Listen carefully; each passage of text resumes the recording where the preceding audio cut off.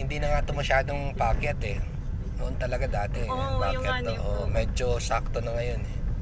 Okay, mag-a-accelerate ka siyempre kasi papacket eh. Ayan.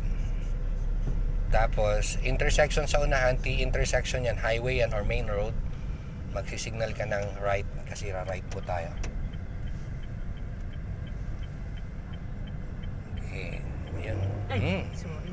Eh bumagal ka na, anong gear na gagamitin mo?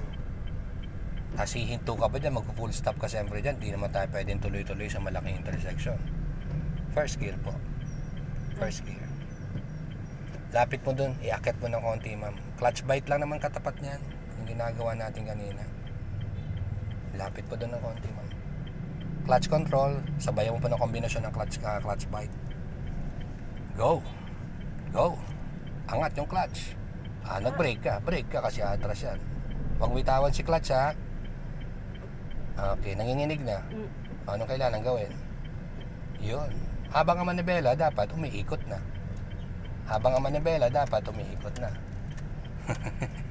Multitasking talaga magmamaneho. Tapos?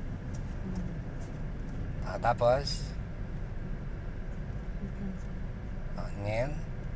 Accelerator. Okay.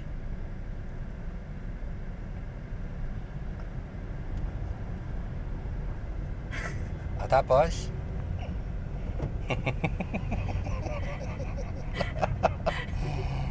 Ayan, mahabang kalsada yan.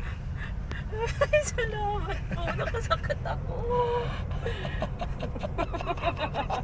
Nakakapraning ba magmamaneho? Tapos, lahat nagtatrabaho, di ba? Lahat naramdaman mo na. Ambulansya, ma'am. Keep right. Keep right lang. Keep right. Dapat malayo pala, nagki-keep right ka na. Kasi maiintindihan naman nung nasa kanan natin na tayo ay may emergency sa likod.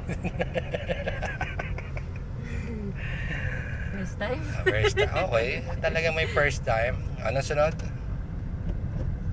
Very good. Tuloy mo ulit. Dire-diretso na yan. Mahaba-haba na po yan. Tuloy-tuloy mo lang. At least nakaraos ka dun sa mga kinakatakutan mo. Nakahinga ka na naman. Grabe. Kubog-kubog. Ituhod. Sinaghan. Gabos na. Gabos na. Namati na gabos.